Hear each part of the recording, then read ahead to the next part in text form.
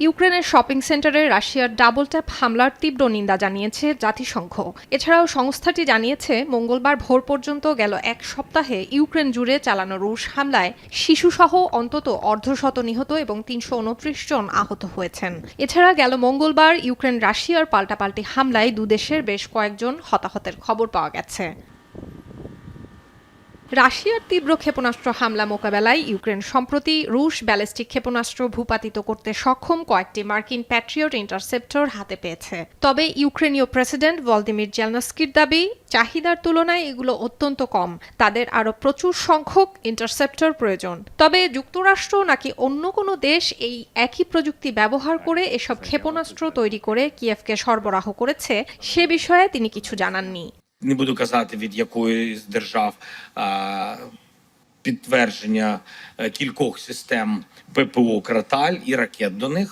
І також ми отримали অন্যদিকে ইউক্রেনীয় ড্রোন ও ক্ষেপণাস্ত্র হামলার মুখে দেশের গুরুত্বপূর্ণ অবকাঠামোগুলোর সুরক্ষা ও দ্রুত মেরামত নিশ্চিত করতে একটি জরুরি আদেশ জারি করেছেন রুশ প্রেসিডেন্ট ভ্লাদিমির পুতিন। ইউক্রেনীয় ড্রোন হামলায় রাশিয়ার তেল শোধনাগার, জ্বালানি কেন্দ্র, বড় বড় বাণিজ্যিক লজিস্টিক্স ও গুদাম খাত মারাত্মক ক্ষতিগ্রস্ত হয়েছে। অনেক বেসরকারি মালিক বা প্রতিষ্ঠান সময়মতো এসব গুরুত্বপূর্ণ স্থাপনা মেরামত করতে ব্যর্থ হচ্ছেন। নতুন এই ডিক্রির ফলে মেরামত কাজে বিলম্ব হলে সরকার সেখানকার সাময়িক নিয়ন্ত্রণ নিতে পারবে বলেও আশঙ্কা রয়েছে।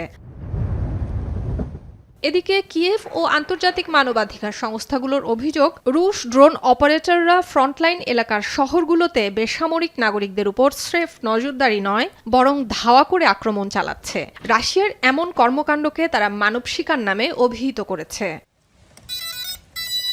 সম্প্রতি সামাজিক যোগাযোগ মাধ্যমে আসা বেশ কিছু ভিডিওতে দেখা গেছে সাধারণ মানুষ, রাস্তার বিক্রেতা ও সাইকেল আরোহীদের উপর ড্রোন চক্কর দিয়ে তাদের উপর বিস্ফোরক ফেলে হামলা চালাচ্ছে রুশ বাহিনী।